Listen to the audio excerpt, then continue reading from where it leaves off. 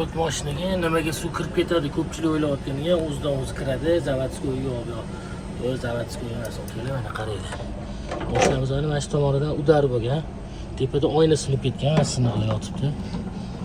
Mana shu yoqdan o'tib, suv mamdo kirib mana yoqqa ketgan. Gubkalar ho'l bo'lib ketgan. O'zi kirishi mumkin bo'lgan joy mana bu joy. Mana rezinka, narigi rezinka. Mana ham rezinka. Mana bundan ham yengilligida uncha kirmaydi. Bu mana ruchnoy tros kalotka kelmagan hisobiga tortilib, qattiqlashib, keyin chiqib ketib qoladi. O'shanda kiradi. Atak bu yoq joylardan kirmaydi. Zavodskoy o'zidan o'zi kirmaydi mana. Mashinada udar bo'lgan, shuni hisobiga kirgan.